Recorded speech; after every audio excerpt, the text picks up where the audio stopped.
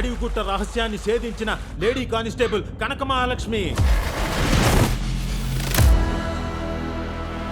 కనకం, Chandrika case file కూడా CP గారి ఆఫీస్కి వెళ్ళిపోనాది. సిపి గారి ఆఫీస్లో మీకు తెలిసిన వాళ్ళు ఉన్నారు కదా. నీకు ఇంకా అర్థం కాలేదా అమ్మా?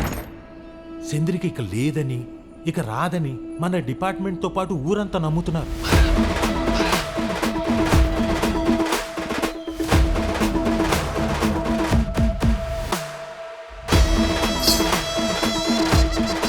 నీ మనసు నిబ్బరపరుచుకొని ఆలోచించు.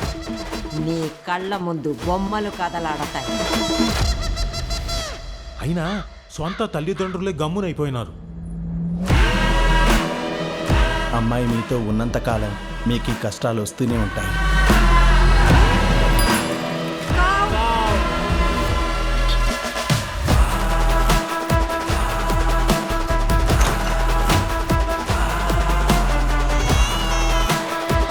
మా డ్రైవర్ సతీష్ని కలవాలి.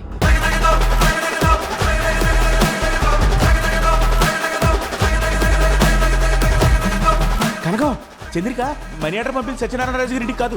మరెక్కడికి పంపింది? అయినా అమ్మాయి తలరాత అలా ఉందేమో.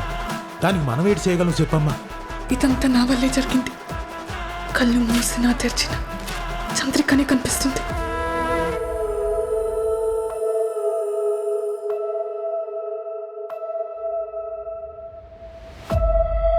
సార్, చంద్రిక బతికే ఉంది.